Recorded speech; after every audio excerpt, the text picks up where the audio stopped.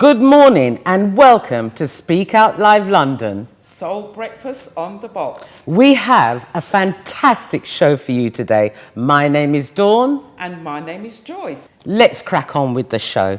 We have some great guests on the show this morning. We have Donna and Salisha from Windrush L.I.V.E. and also the lovely Hayley Venus from Mecca Step. Welcome to you all, Windrush L.I.V.E. team. Mecca Step. Let's start with the Windrush L.I.V.E. team. Are you good this morning, ladies? Great. It's lovely to see you. Thank you for joining me today. Can you tell me what the Windrush L.I.V.E. team is all about? The Windrush L.I.V.E. team wants to see our young people progress. So the L.I.V.E. stands for, its acronym, it stands for Leave Ignorance, Value Education, Enterprise and Excellence. And that's what we want to see. So what are we about? Being in the background and pushing our young people forward. How are you doing this?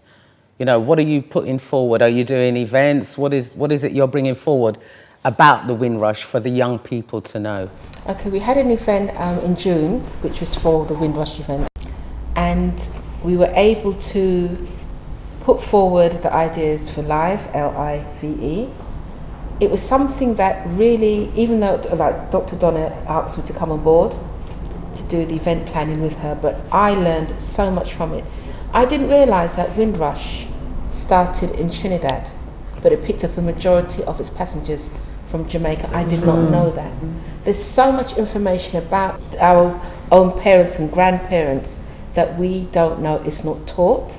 And when you don't know your history, any story will do. It's important for our young people to get a grasp of who they are.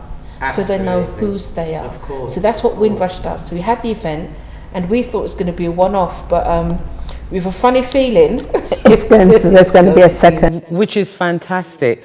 I have to come to the government funding in I think it was 2018. The government was, I think it's £500,000 and they were calling in schools and organisations and individuals to come and do something to commemorate the Windrush. But did you go for the funding? And if you did you receive it? Yeah, we did. We went for the funding. I got the information that was circulating towards the end of 2018 and I took no notice of it and I just sent it up.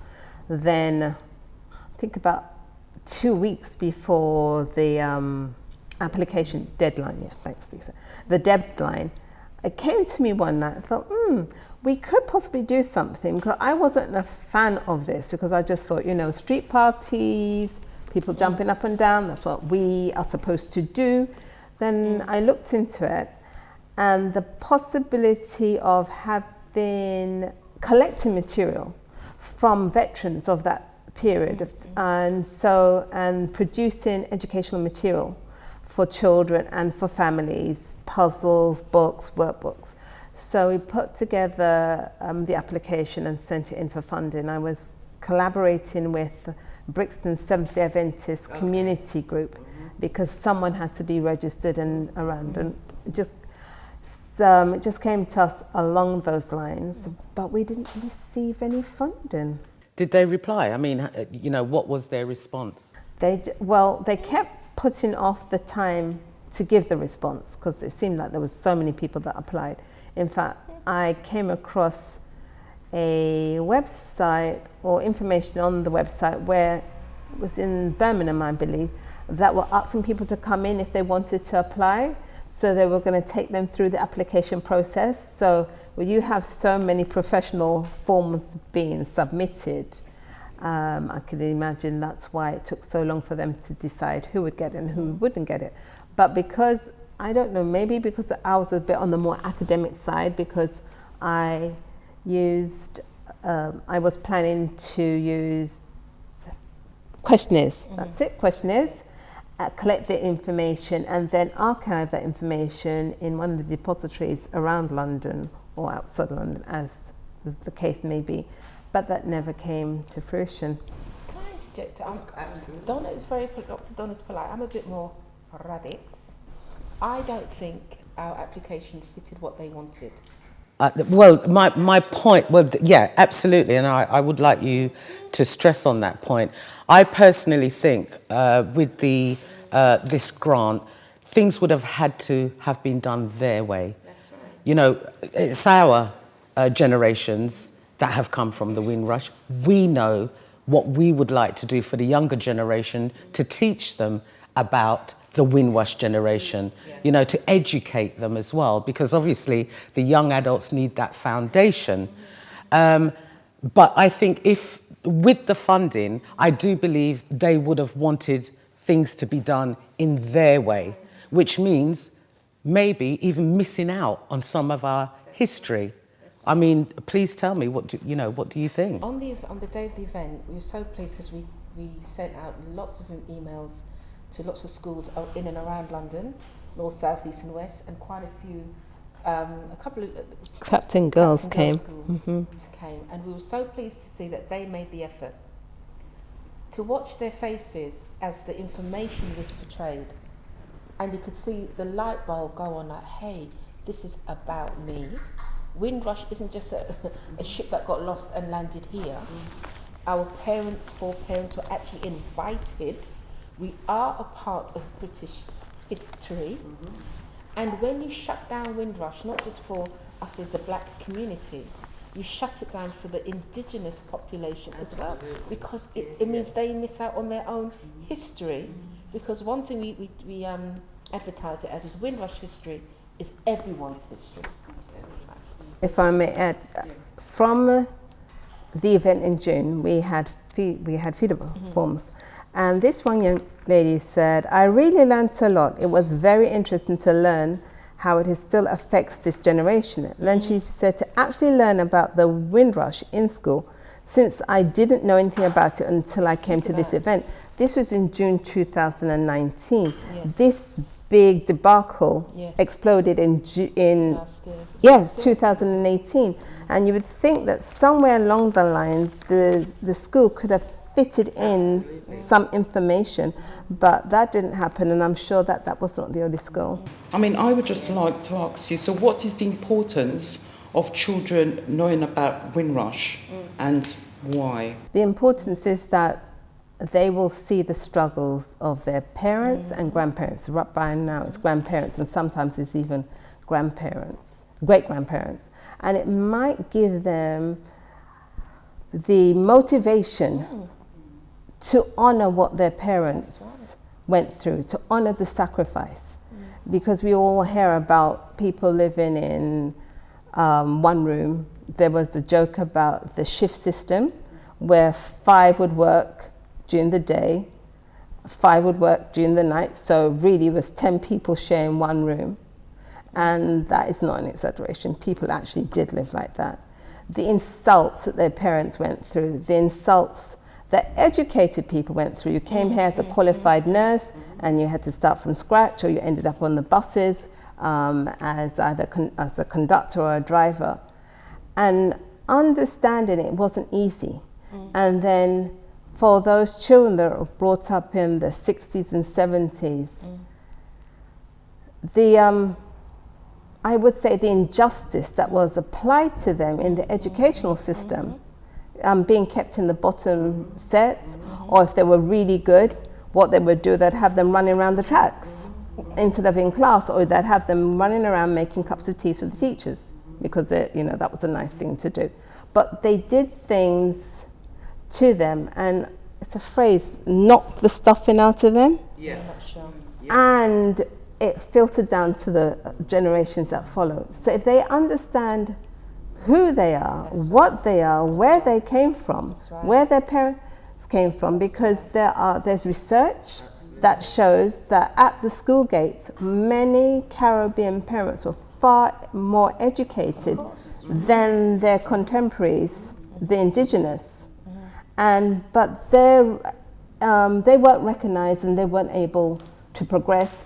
They were the ones that they brought in the indigenous for training. So you'd have the graduates come in and say they were working for British Rail on the trains, and the graduates would come in and they would specifically have them, not the indigenous, they'd have the Caribbeans train them, and they'd move themselves up the ladder and then become the managers, and they did not know as much as those ones that had been the trainers.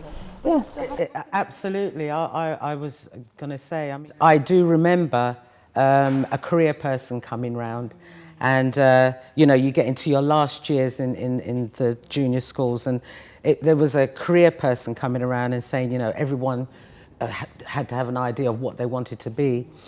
And I remember saying to the careers person, she said, Dawn, what would you like to be when you get older?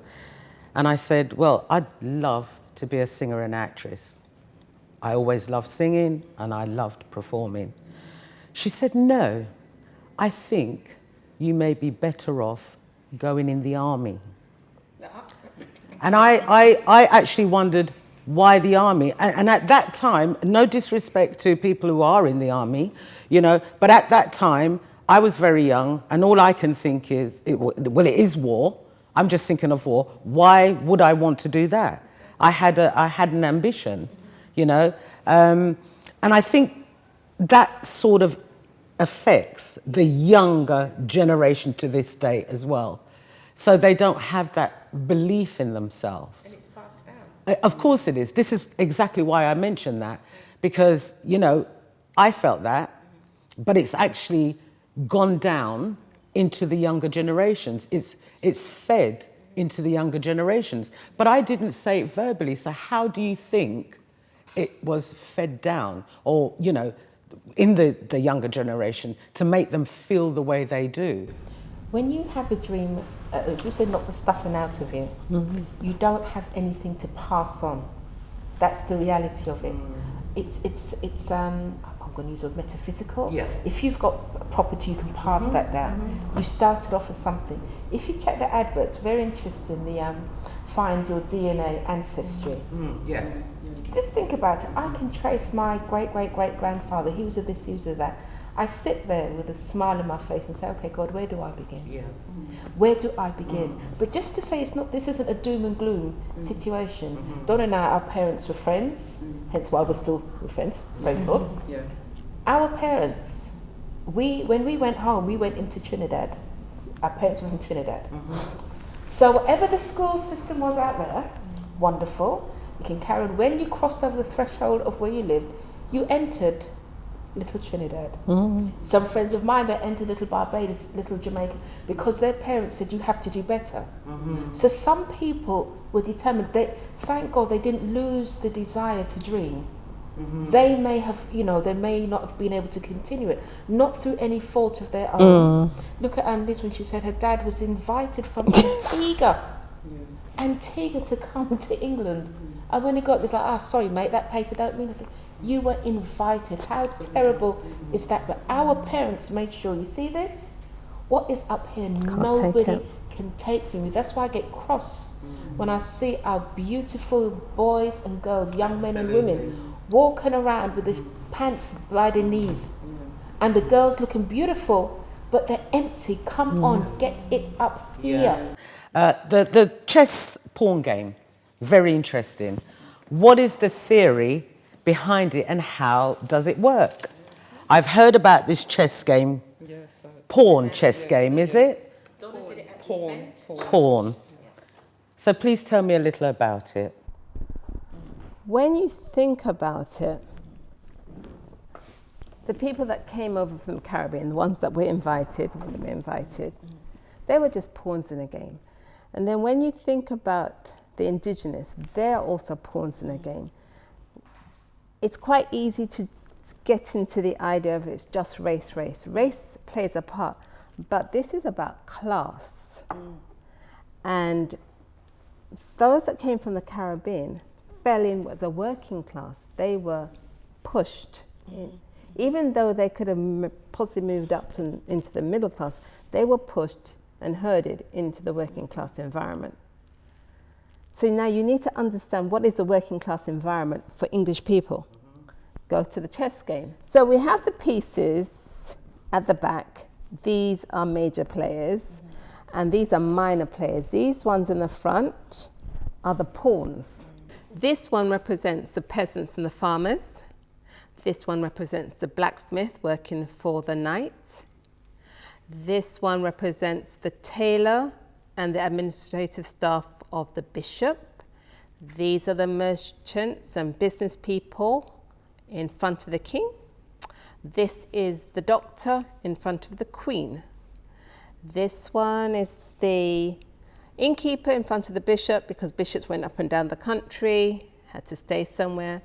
This one represents the police that were trained by the knights, and these were the lowlifes that hung around outside the castle. So these are the disposable pawns to which we as Caribbean people fell into. This is the rook. The rook is a structure, semi-structure on top of a big elephant used by archers, so they had the advantage of shooting the soldiers below, enemy side. These are the knights. You know, knights of the round table, the very nice people that do nice things. Then you have the bishops, very close to royalty. So you can understand, you can see that the religion had something to, they have the control. Then you have the king and the queen. Bishop, again, very close to the queen, so you can see that the religious authorities controlled the royalty. We have the knights again, and then we have the rook on this side. Can I just quickly ask, what's the moral of this? The moral of this is that the pawns are sacrificed first for everyone else. Okay. The others all jump in, you can get the rook. The whole thing is defend the king. Whatever possible, defend the authority. So this is keep the authority. So even though you're being treated badly, like you're the peasant here, you're the doctor, nobody really puts too much, doesn't hold you in that high esteem, you still sacrifice for royalty, you still sacrifice for the powers that be. So if you understand how the English system works with the powers, when the Caribbean people came in, they ended up with being the pawns. So they were just... So are you saying that the pawns cannot make an achievement, or they can't get any better in life, or... If by somehow they can sacrifice, sometimes they have to sacrifice each other as well. This is how awful it is. They might have to sacrifice one another. They can get to the other side. And when they get, then they get promoted. But the whole game is set up for them. Their whole aim is to protect the authority. So it's not really for them to be thinking about advancing. It's save the king, save the queen. Do you think it's something that could be, Shalisa, I'll come to you. Do you think it's something? I think it's doable. It's something that needs to go out there. However, the cynic in me says, would it be allowed? There's a difference. It's not that it can't go, but would it be allowed? Because as Donna said, when our foreparents came here, and back home they were doing well and middle class, if you want to look at it, came here and they put at the lowest rung. We all know the stories. Yes. To educate, there's something about educating people. If you go way back into slavery, you don't want to put the people that speak the same language together. You don't want to teach them how to read. It's empowering, isn't it? Exactly. It's too education empowering. Already, when Donna did it, I was like, oh my goodness, and it just broke it down. It's not just a black thing and black. No, it's a class thing. Because a lot of black people make it to Eton and Harrow. Yeah. They are, I'm sure, not treated like that because their parents are from a certain class, and they will be expected. They are trained to be the leaders and the people that go forward. But you're right, we can make it. I mean, listening to what you're saying, I think it's important if we can, I don't say we, but if it can be pushed, because that way, if it's imposed, then it can be, children would learn better. We might put on all these events and so on, but it's important if we can head for it to be a part of the school, and also the fact that it's now a national thing every year. Yeah. Yes. Right? So I think it's very important if we can try and say, you've made it a national thing to celebrate every year, why can't we be part of the solution. That's right. I applaud you both. I think it's phenomenal work that you are both doing. Please keep it up. You know you have the Soul Team's support every time. Hopefully we can have a bigger talk show on this. We do have a night talk show too. So we would invite you on again, and I think we can just actually take this further and, you know, bring in some of the people of the Windrush, as like what you had done. I know on your event there were some wonderful people, the nurse, you know, I mean, their stories, you know, went right through my heart. And it's actually quite amazing. It's one thing listening, and we're talking about the Windrush, but when you hear somebody who actually went through it, and you know, came and worked in that time, and to listen to their experience, it's amazing, and it's really heartfelt. So please keep up the good work. Thank you both. You stay right there, don't go anywhere. We are now coming to Hayley, our wonderful, beautiful Hayley. Make a step, and I love that. Not make a step, make a step. How? How did it come about, Hayley? Well, I've always been travelling. So from about the age of 16, my mum let me travel by myself, funny enough. Wow. My first independent trip.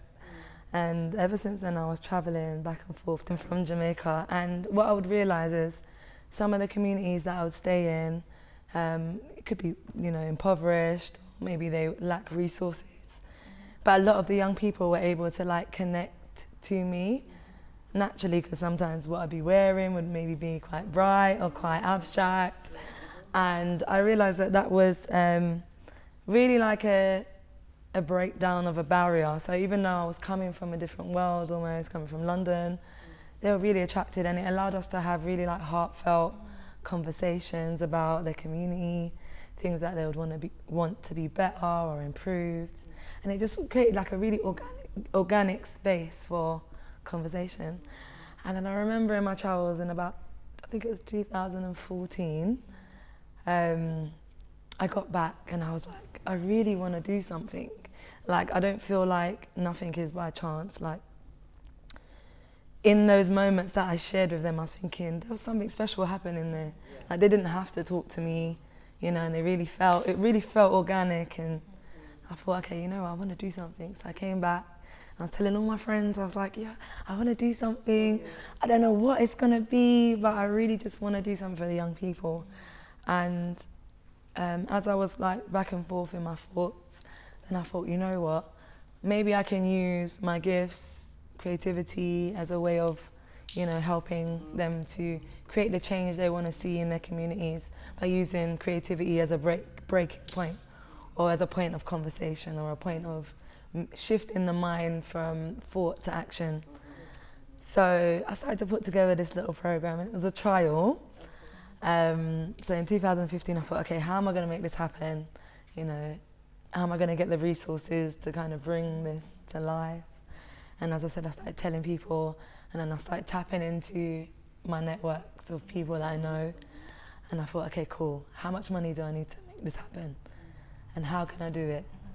So in that whole period, I decided I'm going to host a certain amount of events. I'm going to put up a GoFundMe.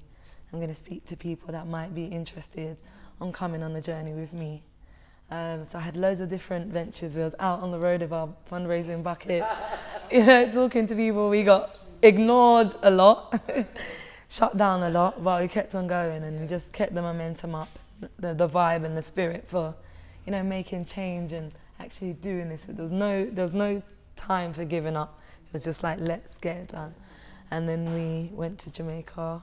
We, you know, contacted loads of different organizations. Just where I want to bring you to, because ladies, this lady is a woman on a serious mission. You've gone to Africa, you've been to the Caribbean, you took taken up to 24 volunteers on 8 international projects, serving over 800 youths in Kenya, Gambia, St. Lucia, and Jamaica. I mean, that is, I absolutely. But what was the motivation behind that, and how did you bring all that together? I think the motive. Get the volunteers. I definitely feel like everything starts from love, as we spoke about earlier. Me really finding myself, and really finding listening to my spirit within, to like who I want to be, what I want to be known for. You know, I had children at a very young age, and I went to university, came out of university, and I was in a place where I thought, what am I going to do, you know? And a lot of the time I was applying for work and stuff, and it wasn't, as much as people say, as soon as you get out of university, you're going to find a job. It wasn't as simple as that. It isn't. It isn't, and I really had to get creative, and in the places where I couldn't get work, I got to a place where I was like, I need to create, you know, what I want for myself. And I started doing events, I started using that to bring people together. So love, unity, that was where the power was. And as I said, using those spaces to really empower other people like myself who maybe need the experience so they can get jobs, or, you know, because experience is very valuable as well. So that initially is what started those conversations, and people just seeing the determination, perseverance, me not giving up, me remaining calm, me remaining faithful. It's so important, isn't it? That determination, that passion, that determination, that drive. And this is something that we all have to pass on to the younger generation. We need to keep that positive vibe. You know, there's so much negativity, but let's move on to the positiveness about this. You're a model. Okay. Well, you are a model. Yeah. A beautiful model. Beautiful black model. Yeah, and you also Beautiful. do fashion shows as well. Right, can you just tell us a bit about how you go about choosing the right garments, and you know what type of people you have on your fashion shows? And when you do model, obviously you've got to think, because you're a very creative person. So do you think what type of garments you're going to be wearing? Yeah, so The inspiration. So in terms of bringing people together, I actually have no criteria. My thing is, creativity has no bounds. So as long as we keep that in mind in the forefront, then it allows all possibilities. So bringing people together mainly that need to build experience, that want to build experience, that are upcoming. So young people, for instance, that are interested in film, interested in media, interested in photography, maybe they're interested in modelling. But we also in the fashion show have the personal development side of it that we add in as an extra, because in the fashion industry, mainstream fashion industry, you don't necessarily have that. So we try and work with the mind and the process as well of accepting yourself, and you know, just being, there's no one like you, there's no one like you, there's no one like Joe, like you're unique, you know, no one has your thumbprint. So we try to like bring together all communities from all different faith backgrounds, different shapes, sizes. We have plus size. We have plus size on the runway. We've had people that maybe have, like, for instance, when I first started, I did a lot of shows around charities that support ethnic majorities, that, like for instance, sickle cell and lupus. And then we have the educational side. So we're teaching people as well about these, you know, illnesses that are affecting our community. So we've had people on the runway that have lupus. So whilst dealing with that, the fashion aspect is a way of bringing some light, some encouragement, some support, stuff like that. So I don't really have a criteria set. But for myself, when I am modelling, I like to be involved in things that have a message, you know, that have some kind of deeper thought behind. So I do get asked to do different shows and stuff like that, but it's always, it has to have a profound meaning. Like, I'm walking on the runway, but what is it for? What is it? Like, you know, what are my kids going to look at, you know, me on the runway and say, are they going to be proud of me? Are they going to be like, Mom, what are you wearing? You know, that's not decent. So I always try to be mindful of, you know, and because I work with young people. I mean, I have been seeing one of your fashion shows, and I think it's fantastic. What catches my eyes, you cater for all different age group, right? And I've seen some of the young ones right? And it's just really fantastic to give that the confidence of actually walking in the audience with people watching. I mean, as I say, the shows that I've seen, they're really great. And I'm glad that you've took on board of catering for young, elderly. I'm coming on your show. I knew she's trying to get somewhere. I'm just listening and I know she's trying to get somewhere. Well, I've had a 54-year-old on my runway before. Fantastic, And fantastic. as you say, all various sizes, which is great because you know.